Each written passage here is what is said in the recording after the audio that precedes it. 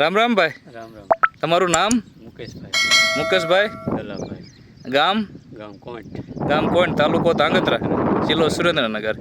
બરોબર. હવે આ તમે ભાગ્યું રાખ્યું છે ભાઈ તો કેટલા વીઘાની માંડવી આવી છે? 14 વીઘાની. તો જોઈએ એકો મિત્રો, આ 14 વીઘાની મગફળી છે. આખો ભટ્ટો.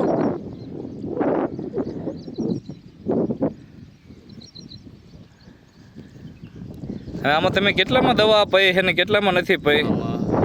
8 વીઘામાં પાઈ છે. 8 વીઘામાં પાઈ છે.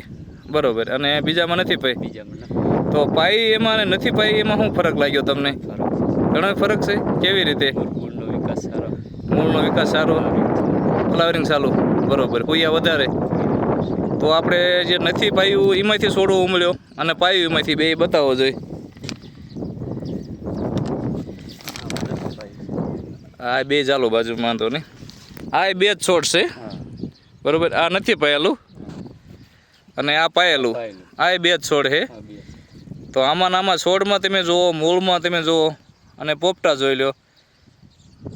બરોબર. આ નથી પાયું એમાં તમે જુઓ. કેટલા દિવસ થયા પાયું એને? 15 દિવસ થયા. એક જ વાર પાયું ને? બરોબર. તો જો આ પાયુમાં અને નથી પાયુમાં કેટલો ફરક તમારી નજરે દેખાય, તો તમને તો ફરક દેખાડો ને. અમે બાકી રૂમાં પાઈ દેવાનું. બરોબર. તો આ તમને તો આ દવાના રિઝલ્ટથી સંતોષ ને?